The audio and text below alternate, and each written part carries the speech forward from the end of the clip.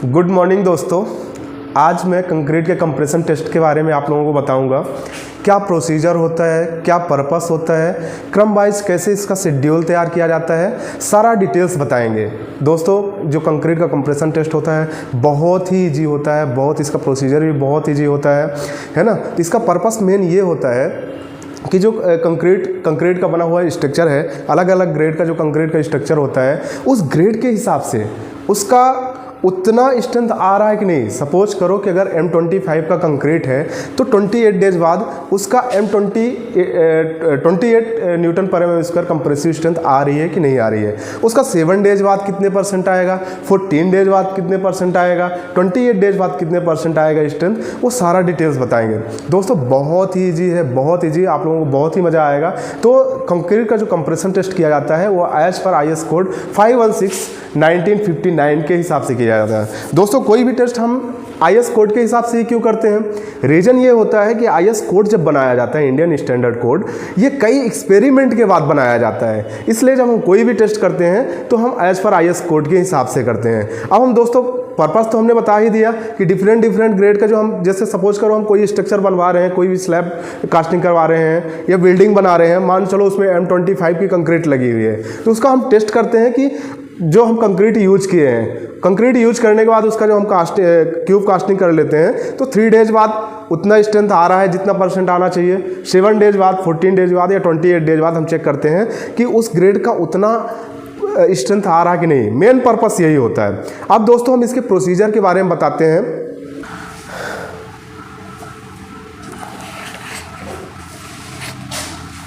Procedure में आप लोगों को पता होगा प्राय कि जो हम कंक्रीट का टेस्ट करते हैं, क्यूब टेस्ट, उसकी साइज कितनी होती है, 150 mm by 150 mm by 150 mm। ये है हमारा क्यूब मोल्ड है और ये हमारा क्यूब है। इसकी कास्टिंग कैसे किया जाता है, इसको प्राय 3 लेयर में कंक्रीट को फिल करते हैं और एक टेम्पिंग रॉड होती है 16 mm डाया की और 600 mm उसकी लेंथ होती है। उससे एवरी लेयर में, प्रत्येक लेयर में उसको 25 बार टेम्प करना रहता है। तो इसको प्राय 3 लेयर में अच्छे से फिल करना रहता है। फिल करने के बाद जैसे हमको 3 डेज में अगर टेस्टिंग करना है तो आफ्टर 3 डेज क्यूरिंग, 3 दिन के क्यूरिंग के बाद उस क्यूब को निकालना है और टेस्ट करना है। 7 डेज बाद हमको करना है तो 7 डेज बाद उसको निकालना है और टेस्ट करना है। तो अब हम बताते हैं, ये हमारा है, ये 28 डेज का कंक्रीट क्यूब है। इसकी हम टेस्टिंग बताते हैं कि कैसे इसको टेस्ट किया जाता है। हमारे पास जो कंप्रेशन टेस्टिंग मशीन है वो डिजिटल है, लेकिन आप लोग टेंशन मत लीजिए, डिजिटल में कैसे हमको टेस्टिंग करना है और मैनुअल कैसे करना है, वो सारी चीज़ें मैं बहुत ईजी तरीके से बताऊंगा।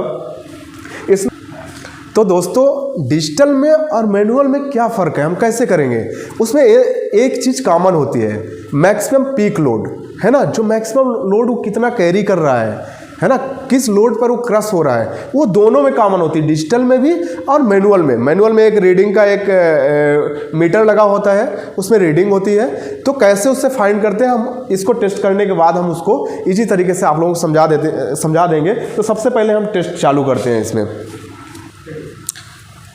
तो ये क्यूब है, इस क्यूब को हम इसमें कंप्रेशन टेस्ट में लगा देते हैं बीचों बीच।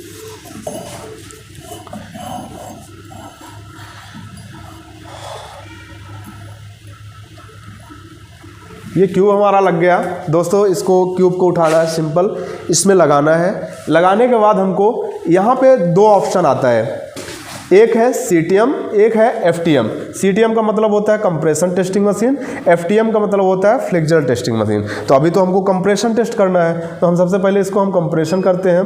कंप्रेशन करने के बाद इसको स्टार्ट टेस्ट में करते हैं, यहाँ स्टार्ट टेस्ट, और इसके बाद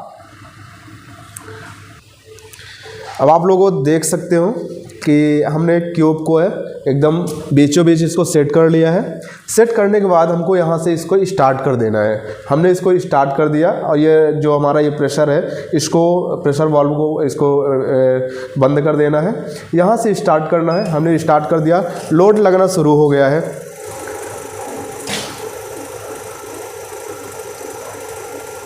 यहाँ जूम करो,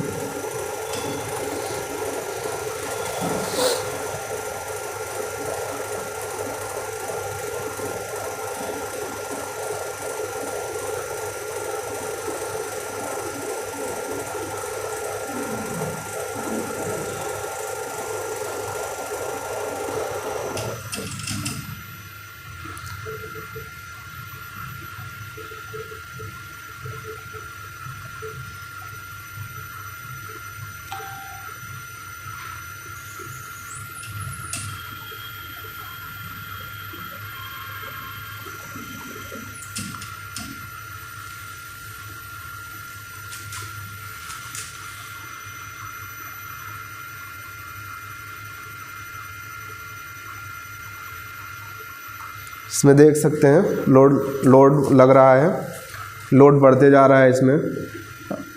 यहाँ पे ये जो पीक लोड है यही मैक्सिमम लोड होता है, ये बढ़ रहा है। जैसे ये मैक्सिमम लोड आएगा वहाँ पे जैसे ही क्रश होगा वैसे ही ये रुक जाएगा।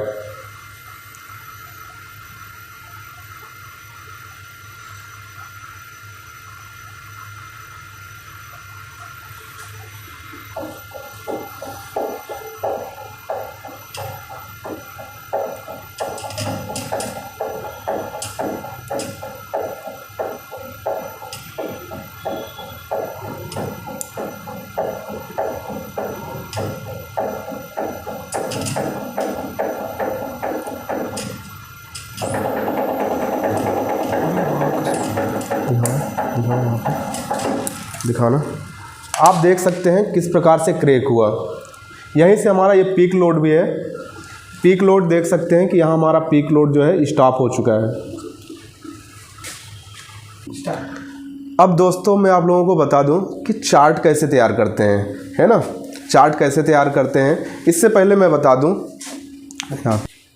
इससे पहले दोस्तों मैं आप लोगों को बता दूं कि हमारा जो compressive strength of different grades of concrete eight 3 days, 7 days, 14 and 28 days, ये सभी के लिए कितना परसेंट होता है ना।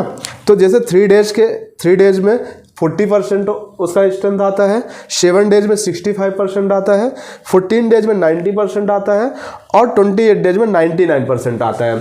सपोज करो अगर हमारा M25 का कंक्रीट है, ठीक है, M25 का कंक्रीट है, तो ये 25 क्या है, 25 न्यूटन पर mm स्क्वायर इसकी स्ट्रेंथ है ना, ये 25 न्यूटन पर mm स्क्वायर इसकी स्ट्रेंथ है।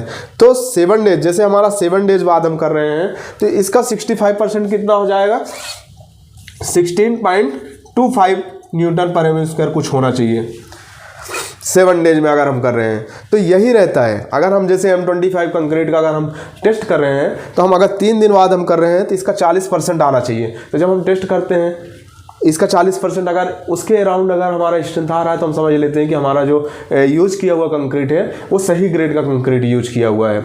ठीक है, 7 डेज में अगर हम कर रहे हैं स्ट्रेंथ चेक, तो अगर हमारा 7 डेज में कितना 25 का 65% कितना हो जाएगा, 16.25 न्यूटन पर एम स्क्वायर।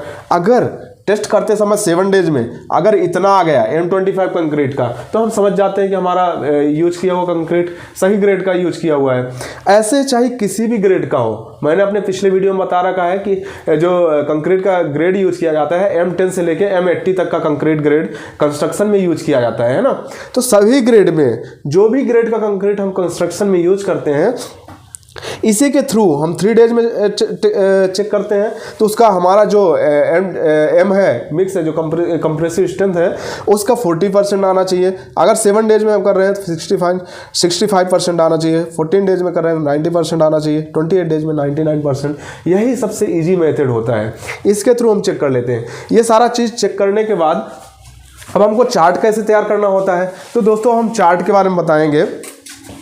ये हमने चार्ट बना रखा है ना। तो चार्ट बनाते समय सबसे पहले हमको क्लाइंट नेम डालना ज़रूरी रहता है। क्लाइंट नेम डालने के बाद हमको ऑपरेटर नेम जो ऑपरेट कर रहा है उसका नाम डाल दो, क्लाइंट एड्रेस डाल दो, टेस्ट टाइप डाल दो। तो हमारा ये कंप्रेशन टेस्ट था किसका, कंक्रीट क्यूब का। इसके बाद कंक्रीट का ग्रेड डाल दो, जिस ग्रेड का हम कंक्रीट टेस्ट कर रहे होते हैं उसका ग्रेड डाल दो। फिर क्यूब साइज डाल दो। तो हमारा जो कंक्रीट के लिए हम जो क्यूब यूज करते हैं हमारा ये 150 mm by 150 mm by 150 mm होता है। इसके बाद एज ऑफ सिंपल ये लिखना बहुत ज़रूरी होता है। अगर आप 7 डेज में कर रहे हो तो 7 डेज लिखो, 14 डेज में कर रहे हो 14 डेज लिखो, 28 डेज में कर रहे हो तो 28 डेज में करो। इसके बाद दोस्तों जब हम चार्ट बनाते हैं ना, बहुत ईजी चार्ट है। सबसे पहले सीरियल नंबर डाल दो, इसके बाद सैंपल नंबर, जो हम सैंपल में नंबर कोडिंग किए रहते हैं वो नंबर डाल देते हैं। फिर डेट ऑफ कास्ट, हम जिस दिन कास्टिंग करते हैं उसकी डेट डाल देते हैं। फिर डेट ऑफ टेस्ट, जिस दिन हम टेस्ट करते हैं, जैसे अगर हम 7 डेज में करते हैं तो 7 डेज की टेस्ट, 14 डेज में करते हैं तो 14 डेज का, तो जिस दिन हम टेस्ट करते हैं उसकी टेस्ट की डेट डाल देते हैं। इसके बाद टाइम ऑफ टेस्ट, ये वैसे ज़्यादा इंपॉर्टेंट तो नहीं होता, बट अगर आप डालना चाहो तो जिस टाइम पे आप टेस्ट कर रहे होते हो वो टाइम भी डाल सकते हो। फिर इसके बाद वेट ऑफ सैंपल, सैंपल का वेट करना जरूरी होता है, सैंपल का वेट करके और वेट डाल सकते हो। इसके बाद क्रॉस सेक्शन, क्रॉस सेक्शन का दोस्तों मतलब ये होता है जो टॉप का सरफेस होता है ना 150 mm बाई 150 mm, इन दोनों का मल्टीप्लीकेशन होता है ये। तो ये 22,500 mm², ये इसका एरिया हो गया। इसके बाद ये हमारा क्या है, पीक लोड है। पीक लोड को ही मैक्सिमम लोड कहते हैं, जिस लोड पे हमारा क्यूब जो है क्रश हो जाता है ना। तो ये मैक्सिमम पीक लोड होता है, इसकी यूनिट होती है किलो न्यूटन। इसके बाद ये होता है कंप्रेसिव स्ट्रेंथ। अब ये कंप्रेसिव स्ट्रेंथ कैसे फाइंड होता है, तो इसका फार्मूला क्या होता है, लोड बाय एरिया।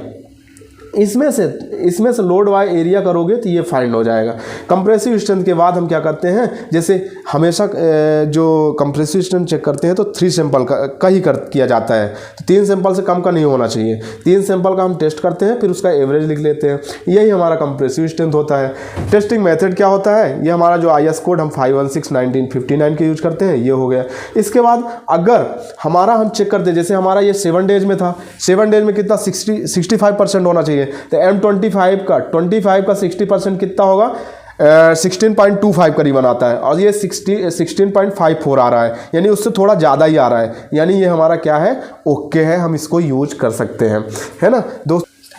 तो दोस्तों बहुत ही सिंपल ये चार्ट था, बहुत ही सिंपल है, ये बहुत ही ईजी है। हमको सिंपल क्या करना है कि सीरियल नंबर हो गया, सैंपल नंबर हो गया, डेट ऑफ कास्ट तो हमारे पास रहता ही है, डेट ऑफ टेस्ट ले लेते हैं, time of test note down करते जाते हैं, वेट ऑफ सैंपल हम टेस्ट करने से पहले हम सैंपल का वेट करके नोट डाउन कर लेते हैं। क्रॉस सेक्शन एरिया, इन दोनों को हम मल्टीप्लाई करते हैं और ये हमारा क्रॉस सेक्शन एरिया आ जाता है। इसके बाद हमारा ये मैक्सिमम पीक लोड होता है, जैसे हमारा क्रश हो जाता है क्यूब, वहीं पर हमारा चाहे हमारा मैनुअल टेस्टिंग मशीन हो चाहे डिजिटल टेस्टिंग मशीन हो, दोनों में ही ये पीक लोड दोनों में ही शो हो जाता है ना। तो ये हमारा मुझे आ ही जाएगा। अब इसमें से इसको कैसे डिवाइड करके ये फाइंड करते हैं, अभी हम ये अभी आप लोगों को मैं बता रहा हूँ कैसे निकालते हैं। तो बस ये बहुत ही ईजी होता है, कंप्रेसिव टेस्ट का फार्मूला ही होता है मैक्सिमम लोड बाय एरिया, है ना। तो आप लोगों को मैं बता दूं, उसमें कितना था, फर्स्ट में 370 किलो न्यूटन था, ठीक है। M25 का कंक्रीट है, M25 का कंक्रीट क्यूब है, हम 7 डेज बाद टेस्ट कर रहे हैं, ठीक है। उसमें कितना अभी आया था, 370 किलो न्यूटन आया था, जो अभी मैं आप लोगों को चार्ट दिखा रहा था। फर्स्ट का कितना था, 370, तो 370 हो गया, किलो न्यूटन है तो इसको हमको न्यूटन में करना पड़ेगा, क्योंकि कंप्रेसिव स्ट्रेंथ की यूनिट क्या होती है, न्यूटन पर mm²।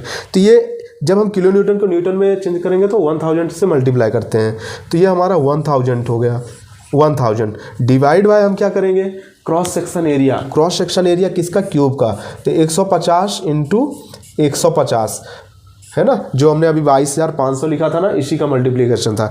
जब आप लोग इसको करोगे तो इसका 16 उसमें कितना आया था, 16.44, इसका जब आप करोगे तो 16.44 आएगा।